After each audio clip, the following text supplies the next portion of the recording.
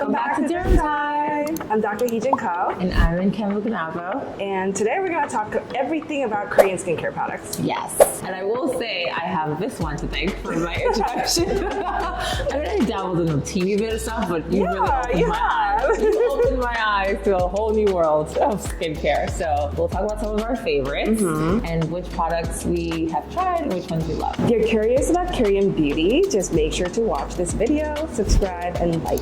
And as always, if you have questions, you can leave them down below. So let's get started. Okay, so first we're going to talk about cleansers. So let's talk about cleansing balms and oil cleansers, which Korean skincare is very well known for. Yep. I'll start with my favorite cleansing balm. Which one in particular? There's one from Hamish. It's actually nice setup. It has like a little top container part where you can open and it has the scoop. Ooh. So it's like it's separately contained. Yeah. And you can use that to kind of open up the cleansing balm area and then scoop out whatever you need to remove your makeup. Okay, that's quite thoughtful. So then it kind of maintains sterility almost. Yeah, so that you're not just like digging in. Exactly. So it's separated from the cleansing balm itself, which I really like. That's nice. And you don't lose it because other cleansing balms, if you just open it, it has that little like top kind of shelf. I don't know what to call it. Like a little like topper almost. Yeah, the topper, and they have the scooper like on top of it. But you have to take that out every time, and it's kind of annoying. It gets tedious. Yeah. So I like that about this balm, but also it's very gentle on the skin. It has shea butter, so it helps to remove makeup really well. I am a big fan of cleansing balms as the first step of double cleansing. Of course, you can use a cleansing oil as well. Yeah. Sometimes I do notice that in the summertime, when I use certain cleansing oils, I tend to break out a little bit more. I've noticed that too. Yeah. So I try to use mostly cleansing balms in the summertime, and then in the winter, it really doesn't matter which one I use, but this is the one that I prefer to use. Nice. Yeah. Nice. Another cleansing balm that I love is from Dr. Althea. Speaking of packaging, so this is their Pore Refresh cleansing balm, and it basically has this kind of like twist mechanism. Oh, I love that one. Yeah, so it comes out in these like little swirls each time you twist it, and it's nice because you don't have, like she was saying, you don't have to dig your hand into the container, and it just maintains, we all carry around like bacteria and dirt in our hands as much as we try to be clean. So it's just nice, and while you're about to wash your face, you don't have to worry about that. So that one is really nice. It's really gentle. It's a great way to double cleanse, which we are both big fans of. So for that first pass, when you want to get like oil-based makeup off your face or even sunscreen off your face, I really like that cleansing balm too. No, that's a great one. Yeah. Because you have to twist it, you don't use excessive amount of it. Yes, that's the other thing. Yeah, because I think with cleansing balms, it's kind of hard to estimate. It is very. You can take a giant scoop of it. In fact, I have actually taken and then you're always on. You're like so greasy afterwards. It's kind of like a mess. So it's nice to just take a little bit, and then if you need more, you just take a little bit more. Exactly. Yeah, it's probably more cost effective that way too, right? Yeah. So you're just doing a little bit at a time. But yes, I really like that product. So if you're not a huge fan of cleansing balms, of course you could also do a cleansing oil, which we were both saying in the colder temperatures we kind of like to do that.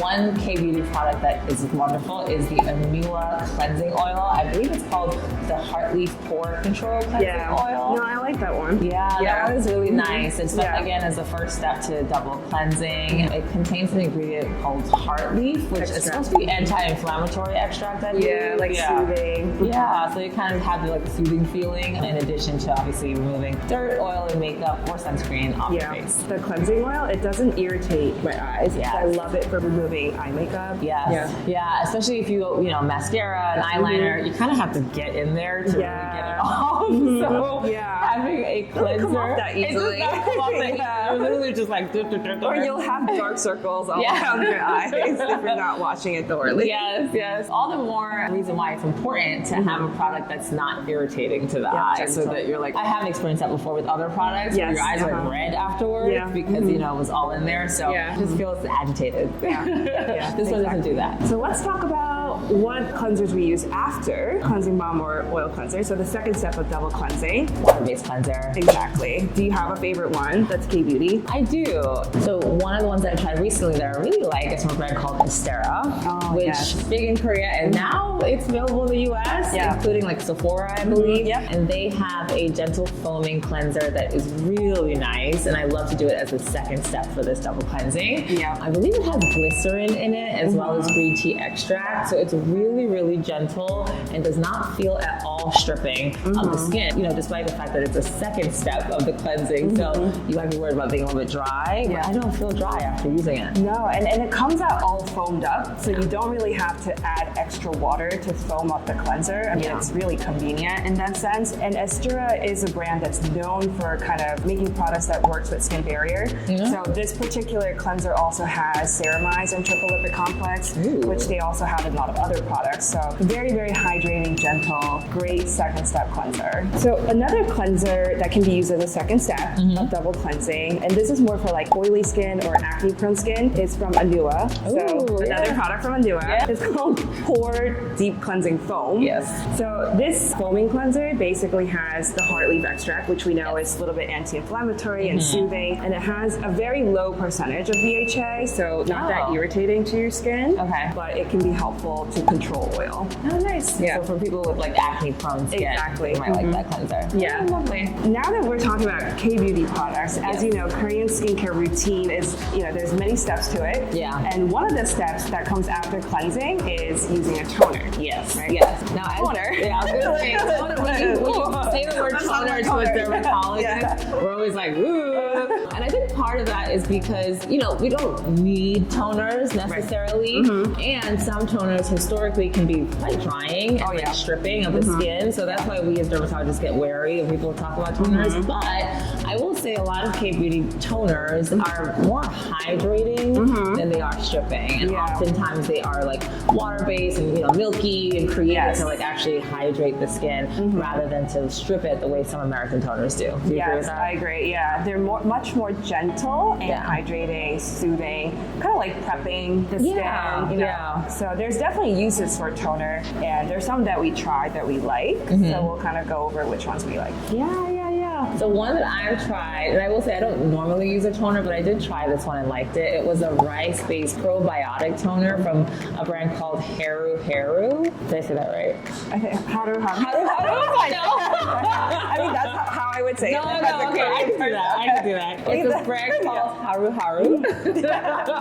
And it's their black rice probiotics barrier essence. Like it's more of an essence than a toner, but yeah, that one was quite hydrating. It felt really gentle, and again, was a nice step sort of like after cleansing. I really like that one. They make pretty good rice-based product line. I like that. Which one have you tried? So I tried that one. So I like rice toners in general. Helps to kind of gently exfoliate without really being harsh on your skin, and a lot of times for brightening effects. I like toner pads. It's like toner, but they're pads. They're pre-soaked in toner. I mean, that's probably easier to use in some ways. More efficient. I like it because you can use it kind of multiple ways. So, for example, like a really like larger size toner pads, you can keep it in the fridge, make it cold, and you know it's great for like summertime, or if you want to cool down the skin or soothe the skin. I like to use it that way. So you actually just leave it on, kind of like a sheet mask, and you can prep your skin that way, especially if your skin's more dry and you want something hydrating right before you start using, you know, your skincare products. So there is one from Numbuzin, and I think it's their #1 toner pad,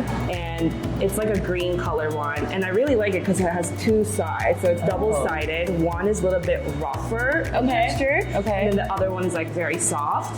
So some people prefer to use the soft side to kind of leave it on the skin, and then they use the other side to kind of gently exfoliate, I guess. But it's not harsh at all, the rough side. It doesn't really feel that irritating to your skin, and it's very large, so it'll cover like my cheeks, and my cheeks are large, so. Mine are large too. So it's enough to cover like this area, so I like to use that one. I kind of want to try it now. So that particular toner pad is soaked in toner that basically has really, really nice list of ingredients, like centella, which we love. So soothing. So soothing. Every time I see centella, I'm like, okay, I'm probably gonna like this product. I love it. And heart leaf extract, again, another popular ingredient. And it has hyaluronic acid, panthenol, so very hydrating products, glycerin. So it's, you know, mainly for hydration and soothing. amazing. Yeah. Did you get that in the US? I got it from the brand first, Okay. and then I think they had it on Amazon. I think they might still do. I mean, Amazon, you have to be careful that you make sure it's from the brand. Yeah. Because they'll like switch up one word, a letter, and then it'll be like a fake product, and you don't want to spend your money on that. Yeah. So just make sure it is the brand listing that product, and then you're fine. There are other websites where you can buy Korean products. Olive Young has a global website. Yeah. You know, with the tariffs, I'm sure it's going to go up, but you know, you can still get legitimate products there. Yeah. And then I think Stylevana. Yeah. I've gotten from Olive Young before. Olive Young? Yeah, Olive Young. Just Olive Young. I've gotten from Olive Young before. So it's nice to have an Amazon alternative because no offense to Amazon, but there's just way too many counterfeit products on there. So I always get hesitant even like telling people to check Amazon. I know, because you want to make sure it's the right one. Yeah. I don't want it to hurt their skin. Yeah, no, I agree. So try the other two websites. All right, so now we get into Korean sunscreen.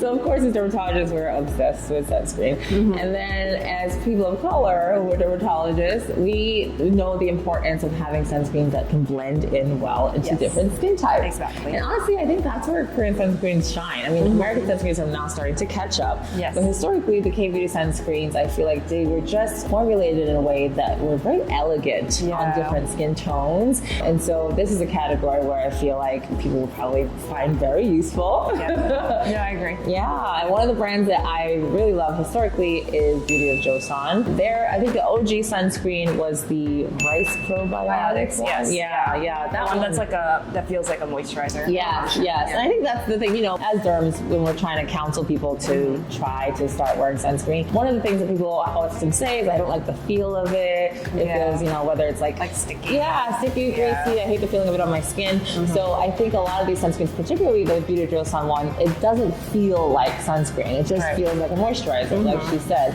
but also has excellent SPF protection. In particular against something called UVA, which is, we know, are the UV rays that are associated with things like aging and even like discoloration. So that is particularly important to us. You can see that on the Korean sunscreen. They have like the PA plus. I think it's like 5 pluses. Yeah. And that's for the UVA. Yeah, so those ratings are actually visibly on these sunscreens, so you can see how much protection they give against UVA, as opposed to just, you know, the SPF, which is more about a UVB protection. So that's important. So I really like the Beauty of Joseon one. They can't sell it in the US anymore, right? Apparently not. If you go to Korea or if you travel and you're getting it, I think it's a great product. Yeah. Or if you ship directly from Korea, but obviously the price point will change with the tariff and all that. Yeah. So there are, I think, some websites where you still can get it. Right. It may But be limited. limited. Tariffs. Yeah. In the realm of Beauty of Joseon, they did also come out with a new tinted range of sunscreens. Oh, great. Yeah. These are their tinted mineral sunscreens. Yeah. And honestly, you know, we have tinted sunscreens here, of course. But what I found in the past that was limiting was there would either be just like one tint or maybe like 2 or 3 tints. And, you know, as we all know, people have different shades. And so it was kind of challenging to recommend them to people with a wide spectrum of tinted. Yeah. So this was one of the few sunscreen brands that I have seen that came out with, it was almost as broad as like a makeup brand in terms of the amount of tints available. Which they had a variety of like undertones, you know, for each one. It was like, I think mine is like MY2 something. Which just goes to show it was the first sunscreen, you know, it was sent to me in PR, I will say that, but it was the first sunscreen that I opened up, and it honestly took me a minute to figure out which one was my shade. Like, what should I use today? It was like, am I this one or this one or this one? You know, normally it's like, am I hopefully going to fit this one? Just this one, So it was just nice to even, you know, have the opportunity to have to experiment. But yes, I appreciated that they had such a wide spectrum, and it actually does blend it. Oh, I'm wearing it today. I just realized I am wearing one today. So yeah, it blends in quite nice onto skin tone, and I like using it on myself, obviously, but I also like recommending it to people who historically have had trouble finding something to blend into their skin tone. And the Beauty of Joseon, it comes out kind of like yes, like liquid, very easy to blend in. It's not really thick. Yeah, exactly. And for me, it replaces foundation. So like I will just use that, and that would be my base. That's pretty good coverage. Yeah. But yes, I love that sunscreen. That's a good one. Yeah. And I like that it's mineral tinted and it's available in the US. Yeah, I mean, I do. I easy like access. this. Exactly. Yeah. Accessible. Yeah. And we like tinted sunscreens because they give that extra protection. I'm actually like, our subscribers are so tired of hearing that. I know. But we will keep saying it until it sinks into everybody. Tinted sunscreens give extra protection against something in the environment called visible light.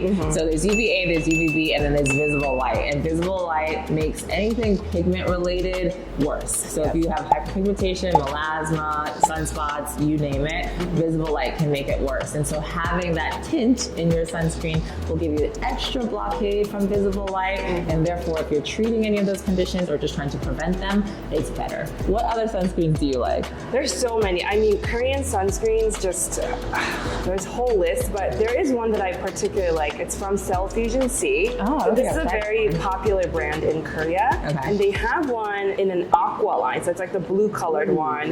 And aqua meaning, I think, like water based. or like light. Oh, is got it. what I Okay. associate it Yeah. with. It's Yeah. cooling. And their aqua version is very, very lightweight. So I think it's one of the most lightweight sunscreen I've tried, other than the Centella one. I love it. The serum-y Yes, one. Yeah, yes. yeah. So this one is like pretty similar to that, and it's very lightweight. So I usually recommend it for patients who don't like to wear sunscreen. Yeah. Men. Also. Hint men.